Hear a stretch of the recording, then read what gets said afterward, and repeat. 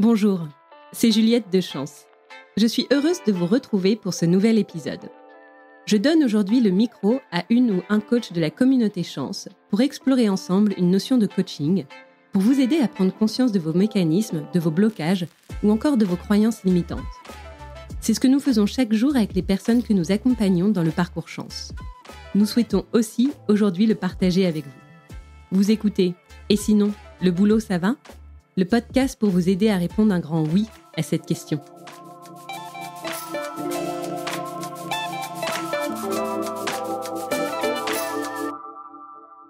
Moi et les autres ou les autres et moi?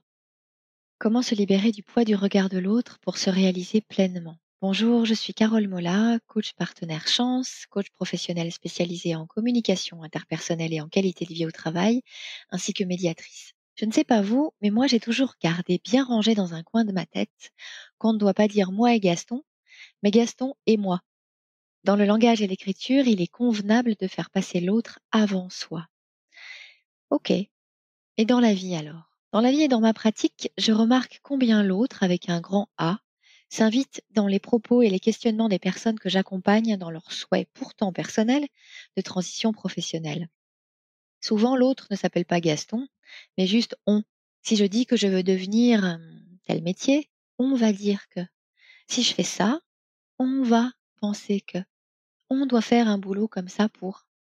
Alors souvent, je questionne, mais qui est on? Parce que parfois, à bien y réfléchir, on n'existe pas vraiment. Parfois, on est juste le fruit de notre propre représentation de ce que pensent ou vont penser les autres, pas la réalité. Ou bien une réalité qui n'a rien à voir avec nous et dont il serait bien dommage de s'encombrer. En vous disant cela, j'ai une pensée pour une magnifique personne que j'ai accompagnée dans le parcours Chance dans son souhait initial de transition professionnelle.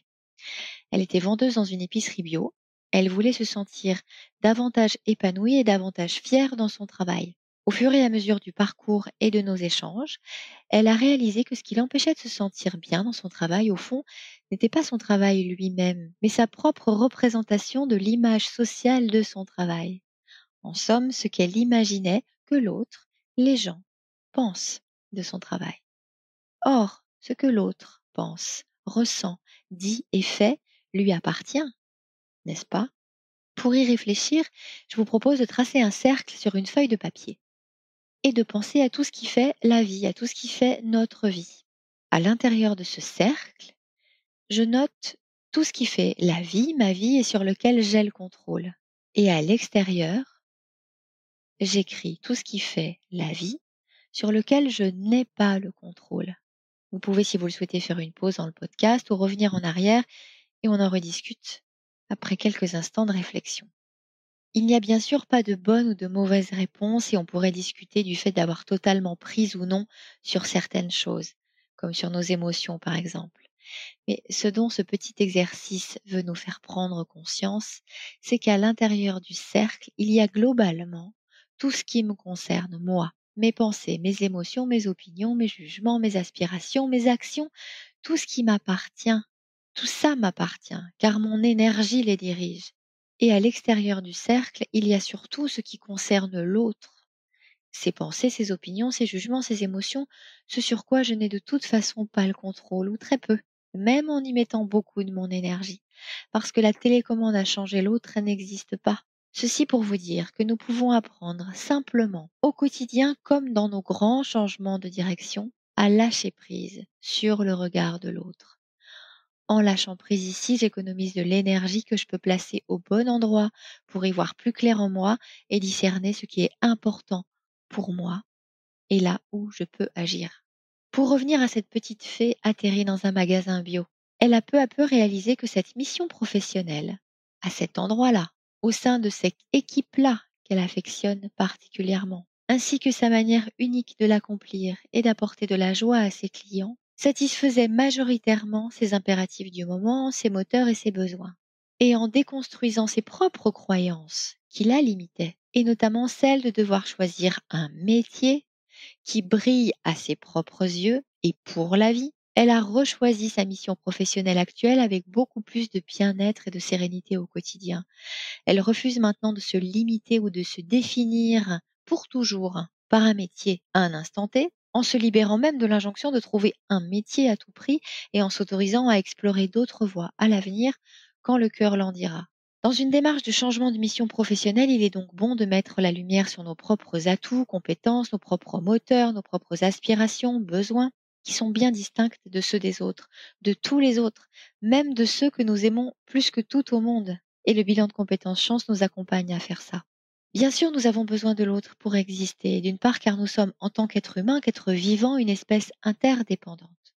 Le besoin d'appartenance à un groupe est le besoin psychologique commun à tous les êtres humains, qui se manifeste immédiatement après les besoins liés à la survie. Selon le psychologue américain Abraham Maslow, qui a donné son nom à la célèbre pyramide des besoins, tous les êtres humains cherchent d'abord à nourrir leurs besoins physiologiques, boire, manger, dormir, puis leurs besoins de sécurité. Et ensuite, si ces besoins liés à la survie physique sont nourris, naturellement, tout être humain va chercher à nourrir son besoin d'appartenir à un ou des groupes, appartenir à une nation, une famille, un groupe de travail.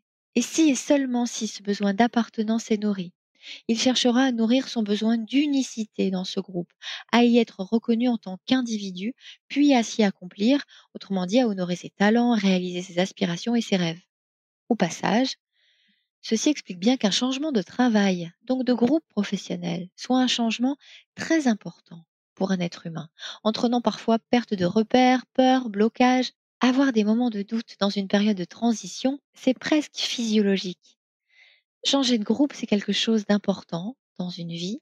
Ce sont des moments charnières, d'autant plus si nos autres groupes sont bousculés en même temps. Ça arrive, le cercle amoureux, familial, amical, lieu de vie. D'où le choix judicieux d'être si possible accompagné dans ces périodes. Donc à retenir pour vivre authentiquement notre lien à l'autre et nous réaliser pleinement. Nous sommes une espèce interdépendante, donc sommes intrinsèquement liés à l'autre et à notre environnement et avons tous un besoin très fort d'exister dans un ou plusieurs groupes, puis d'y être reconnus. Pour autant, si les mécanismes de hiérarchie des besoins sont les mêmes pour tous, nous avons des besoins qui nous sont propres et qui s'expriment plus ou moins fort en fonction des personnes. Par exemple, celui de sécurité ou d'harmonie ou de liberté ou d'apprentissage, etc. Et ces besoins, tout comme nos moteurs, nos aspirations, nos émotions, nous appartiennent totalement. Ils font notre singularité, ils font qui on est. Et il est très éclairant dans une démarche de changement de mission professionnelle de les identifier. Le contexte actuel est volatile. Une étude Pôle emploi nous dit que 85% des métiers de 2030 n'existent pas encore. Ceci nous pousse à mener notre vie professionnelle davantage en termes de mission que de métier pour la vie. Dans toutes ces périodes de changement de mission, il est important de discerner ce qui est de l'ordre de la croyance, du jugement d'autrui réel ou supposé, du on, somme toute, tout ce qui appartient à l'autre et sur lequel nous n'avons pas de prise, et de mettre de la clarté dans nos propres aspirations. Et pour cela, je peux me questionner en quoi ma mission professionnelle, actuelle ou passée, a ou avait du sens, en quoi elle m'apporte ou m'apportait de la joie, et remonter le fil de ce qui fait sens pour moi et de ce qui m'apporte de la joie à moi. Et enfin, nous sommes le responsable de nos émotions et nous pouvons laisser à l'autre la responsabilité des siennes. C'est un élément fondateur de la théorie de la communication non violente de Marshall Rosenberg. Il en va de même pour nos jugements, nos opinions, nos actions, nos pensées. Tout ça nous appartient et nous n'avons au fond pas de prise sur celle des autres.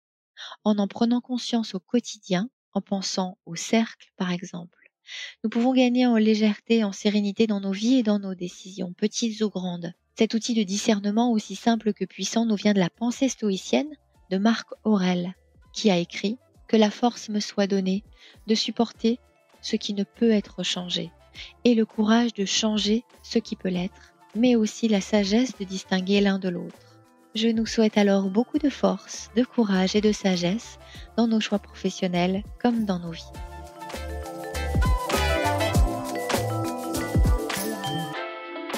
Merci d'avoir écouté Et sinon, le boulot ça va ?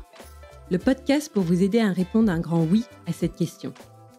Si cet épisode vous a plu, vous pouvez laisser 5 étoiles sur Spotify, Apple Podcasts ou Deezer. Cela ne semble rien, mais cela aide beaucoup à soutenir le podcast. Vous pouvez aussi m'écrire sur Instagram, @chance_fr. Et n'hésitez pas à recommander ce podcast à toutes celles et ceux proches qui ont besoin de retrouver du sens dans leur vie pro. À bientôt!